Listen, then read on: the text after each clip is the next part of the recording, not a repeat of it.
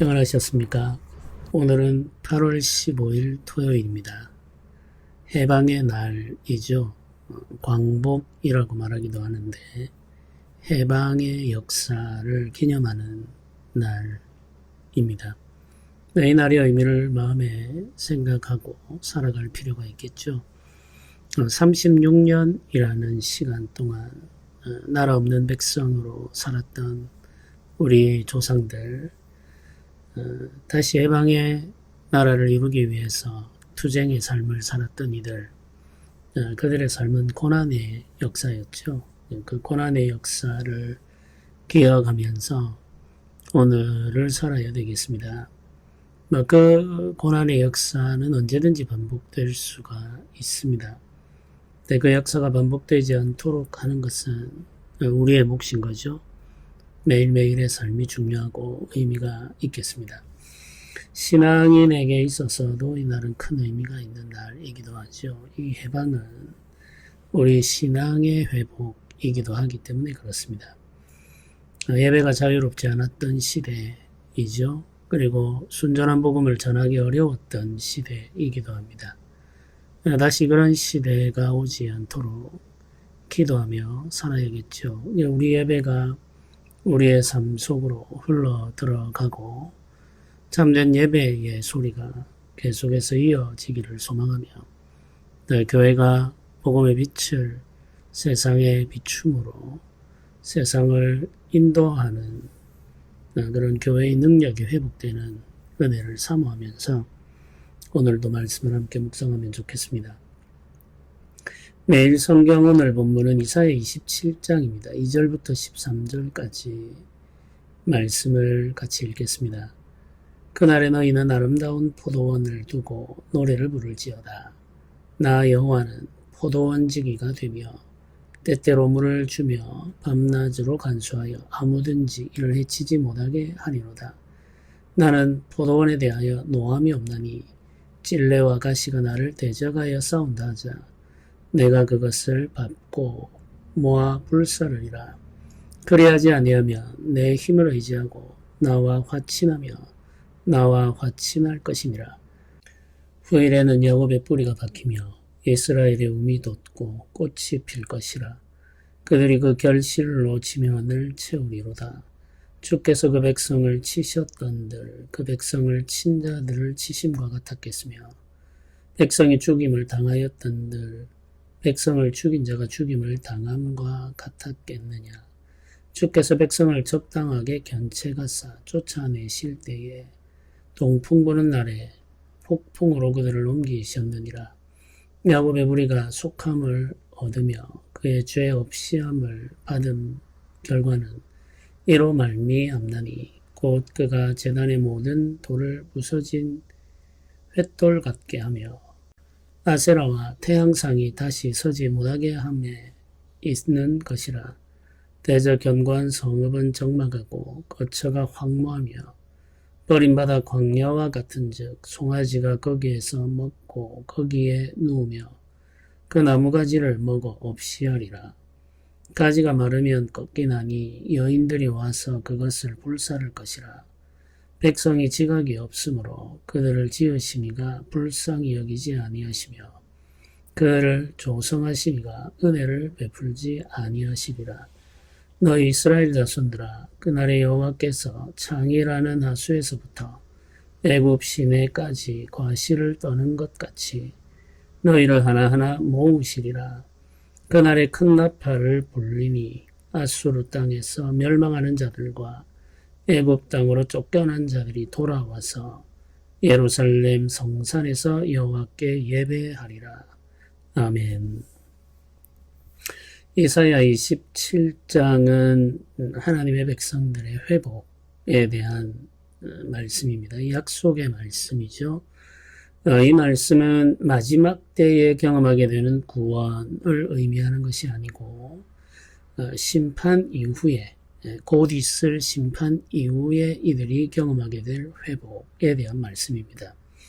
이제 가까운 미래에 대한 말씀이라고 할 수 있겠죠. 수년 내에 유다의 멸망이 있을 것이고 70년이 지난 이후에 회복이 있을 것이다. 네, 이것은 예레미야를 통하여 이미 주신 말씀이죠.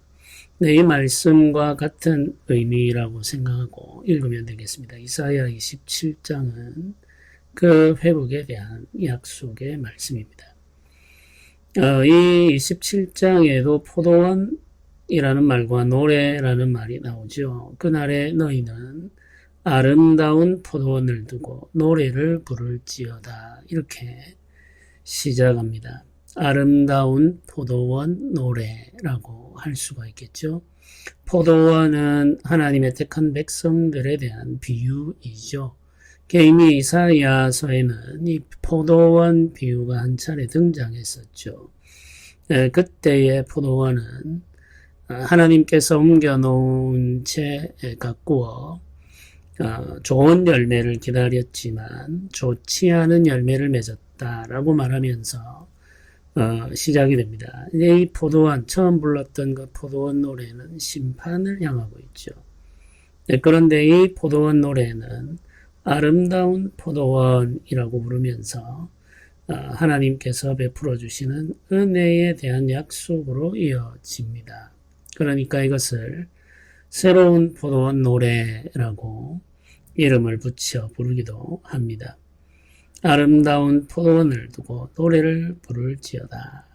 나 여호와는 포도원지기가 되며 때때로 물을 주며 밤낮으로 간수하여 아무든지 일을 해야지 못하게 하리로다. 이렇게 말씀하시죠. 이 약속이죠. 하나님께서 친히 포도원 지기가 된다. 농부가 된다는 말이죠. 포도원을 지키는 농부가 된다. 농부가 되심으로 하시는 일은 적당한 때에 물을 주고 간수하는 것이라고 표현을 하고 있습니다. 포도원을 돌본다는 말이죠. 경작한다는 말입니다. 필요한 물을 공급하여 주고 또 가꾸고 함부로 짐승들이 포도원에 들어와서 포도나무를 훼손하지 못하게 하고 벌레가 먹지 않도록 지켜주는 이런 일들을 하신다는 이야기죠.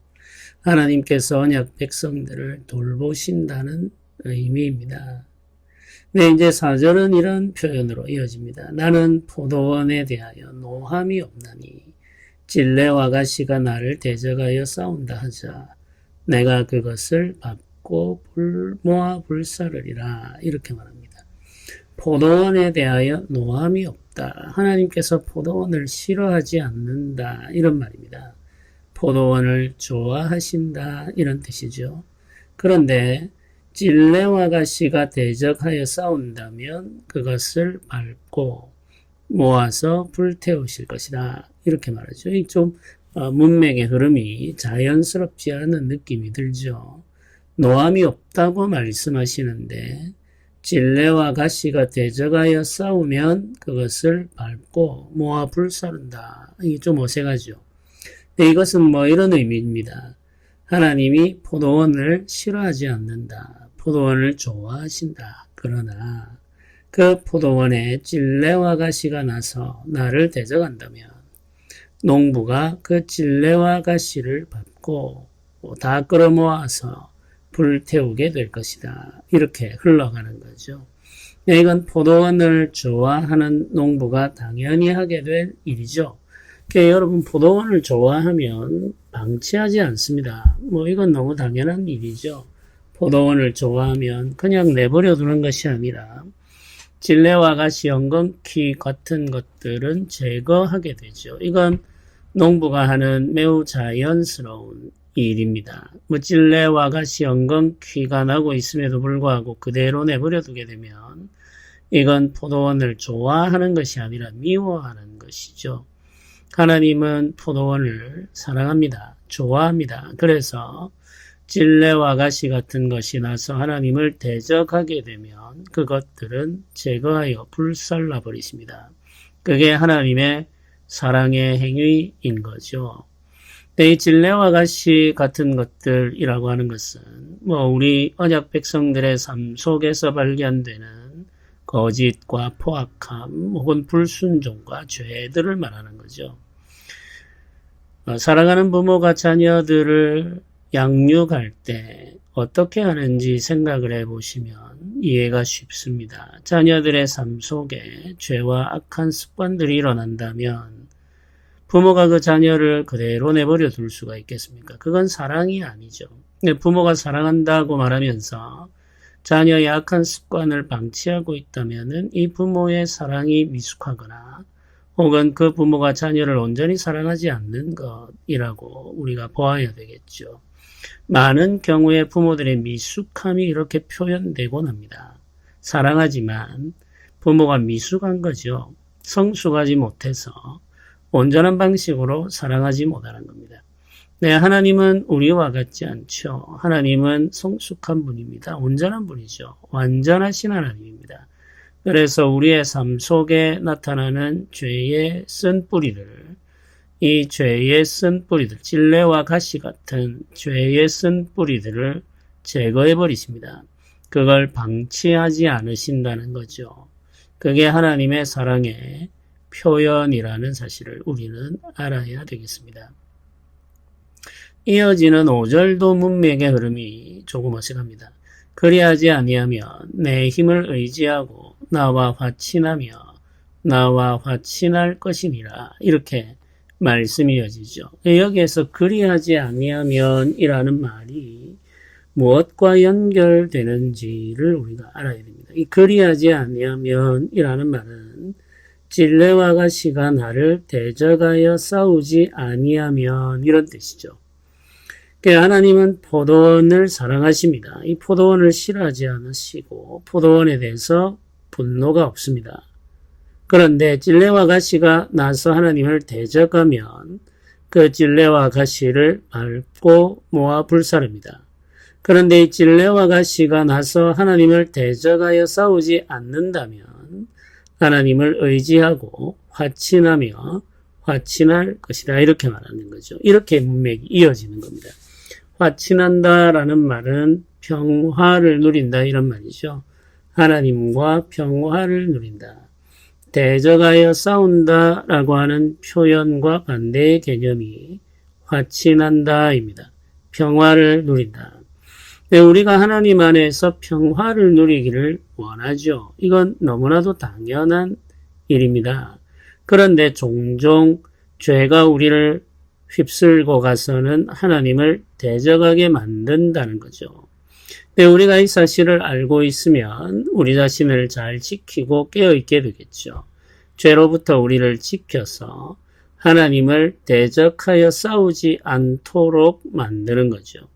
우리가 할 일은 하나님과 평화를 누리는 겁니다. 하나님을 의지하며 하나님과 평화를 누리는 것. 그것이 우리가 해야 할 일이죠. 포도나무로 부름을 받은 우리가 할 일은 농부이신 하나님과 싸우는 것이 아니고 농부이신 하나님과 평화를 누리는 겁니다. 쓴 뿌리를 제거하며 하나님이 기뻐하시는 열매를 맺으면서 하나님과 평화를 누리는 것. 그것이 우리에게 복이 된다는 사실을 기억해야 되겠죠. 그래서 6절은 이렇게 말하죠. 후일에는 야곱의 뿌리가 박히며 이스라엘의 움이 돋고 꽃이 필 것이라. 그들이 그 결실로 지면을 채우리로다. 이렇게 말씀하고 있습니다. 이게 이제 미래에 대한 이야기죠. 후일에 이렇게 말하지 않습니까? 야곱의 뿌리가 박힌다. 이 포도나무가 뿌리가 깊이 내리고 움이 돋고 꽃이 핀다. 꽃이 피고 나면 자연스럽게 열매가 맺게 되죠. 결실을 하게 되는데 이 열매가 지면을 채우게 된다. 이렇게 지금 말씀하고 있습니다. 언약 백성들이 열매 맺는 삶을 살게 되는데 그 열매가 온 세상에 가득하게 될 것을 알려주고 계시는 거죠. 약속의 땅을 넘어서 온 땅에 그 열매가 가득하게 된다. 이 포도나무의 가지가 길게 뻗어나가게 된다. 이것은 이방의 회복까지 하나님께서 내다보고 계신 것을 우리가 볼 수가 있습니다. 담을 넘어가는 거죠. 이 포도나무의 가지가 담을 넘어서 이방에게까지 넘치게 되는 그 은혜의 역사를 미리 이렇게 보여주고 계십니다. 7절부터는 하나님의 심판이 하나님의 특별한 뜻이 있어서 주신 것이며 또 이 백성들의 정결함을 위한 것임을 알려주고 있습니다. 제 주께서 그 백성을 치셨던들 그 백성을 친 자들을 치심과 같았겠느냐 이렇게 말하죠. 아수르와 바벨론을 통하여서 이스라엘과 유다를 심판하지 않습니까? 그리고 나서는 아수르와 바벨론도 하나님께서 치십니다. 네, 하나님께서 이스라엘과 유다를 치신 것과 아수르와 바벨론을 치신 것을 비교하고 있는 거죠. 이 둘을 비교할 수 없다 이런 말이죠. 이제 아수르를 바벨론을 치실 때 하나님께서 치신 그 회초리와 몽둥이와 이스라엘과 유다를 치신 것은 다르다는 겁니다. 본질적으로. 그리고 그 의도에도 차이가 있다 이런 말이죠. 네, 하나님께서 이스라엘과 유다 그 언약 백성을 치실 때는 회복의 약속 그리고 그들을 통하여 이루어낼 정결한 백성들의 역사 남은 자들의 역사를 마음에 이미 담고 계시는 거죠. 그러므로 말미암아 이스라엘과 유다를 치실 때는 하나님께서 온 힘을 다하시지 않는다 이런 말이죠. 하나님께서 사랑하는 마음으로 그들을 치시고 다시 회복하심으로 말미암아 이 백성을 정결하게 하신다. 9절을 보면 이렇게 말하죠. 야곱의 불의가 속함을 얻으며 그의 죄 없이함을 받을 결과는 이로 말미암나니 곧 그가 제단의 모든 돌을 부서진 횃돌 같게 하며 아세라와 태양상이 다시 서지 못하게 함에 있는 것이라. 우상을 완전히 제거한다는 말이죠. 하나님께서 이들을 벌하심으로 말미암아 불의가 속함을 얻었다. 이들의 죄에 속함을 얻었다. 이 죄로부터 이들이 구원을 받았다. 이런 말입니다. 하나님께서 우상을 제하시기 위해서 이스라엘과 유다를 책망하셨다. 견책하셨다. 이런 의미인 거죠. 하나님께서 이와 같은 선한 의도를 가지고 그 백성을 견책하신다는 사실을 우리가 알아야 됩니다. 우리도 하나님을 떠나 범죄하게 되면 세상 풍조를 따라가게 되면 하나님께서 견책하십니다. 이와 같은 방식으로 우리를 깨우치시고 돌이키시고 정결하게 하시는 거죠. 대저견고한 성읍은 적막하고 거처가 황무하며 버림받아 광야와 같은즉 송아지가 거기에서 먹고 거기에 누우며 그 나무 가지를 먹어 없이 하리라. 황폐하게 된다. 황무하게 된다. 이런 말이죠. 광야와 같이 변한다. 견고한 성읍들이 광야처럼 변한다. 이건 이제 이스라엘과 유다를 대적하는 자들에 대한 심판의 말씀입니다. 가지가 꺾인다, 마른다, 결국 불사름을 받는다. 이렇게 말하죠. 이런 모든 일들은 하나님을 대적하는 자들, 교만하여 높아져 있는 성읍들에 대한 경고의 말씀이죠. 그 가운데 하나님의 언약 백성들은 구원을 받게 되는 거죠. 12절이 이렇게 말합니다. 너희 이스라엘 자손들아 그날에 여호와께서 창이라는 하수에서부터 애굽 시내까지 과실을 떠는 것 같이 너희를 하나하나 모으시리라. 이렇게 말합니다. 모으신다.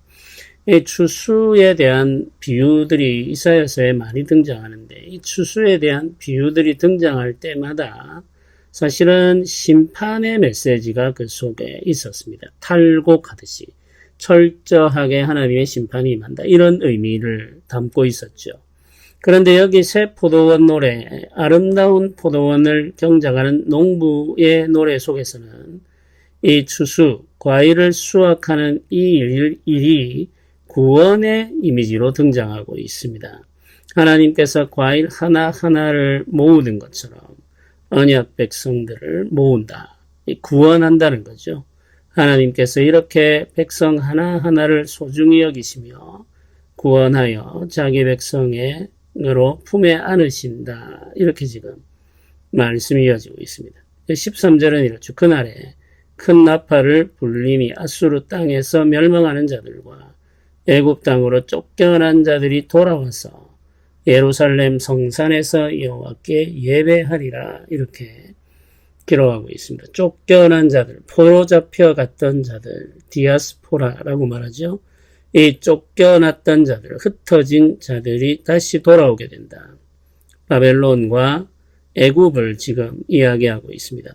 북쪽으로 잡혀간 자들 아수르, 그리고 남쪽으로 끌려간 자 애굽, 이 모든 지역에서 하나님께서 다시 그들을 돌이켜 예루살렘 성산에 이르게 한다.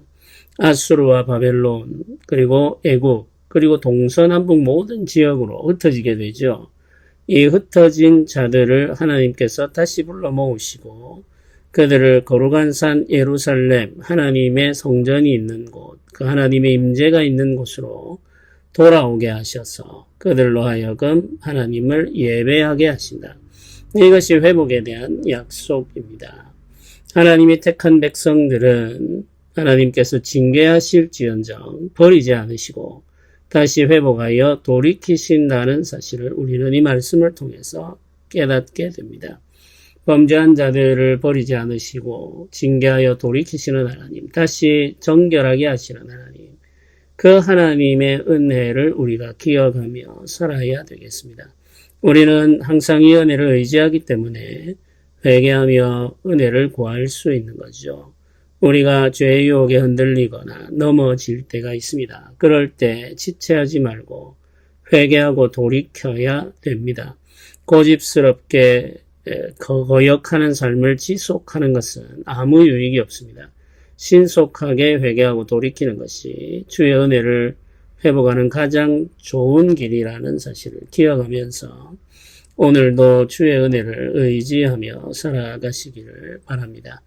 매일매일 회개하는 삶을 살면서 날마다 정결하게 되는 은혜를 구합시다. 주께서 우리를 죄로부터 자유하게 하시려고 십자가 고난 받으셨습니다. 그 은혜가 우리의 삶을 새롭게 하기를 소망하면서 오늘도 함께 기도하기를 원합니다. 기도드리겠습니다.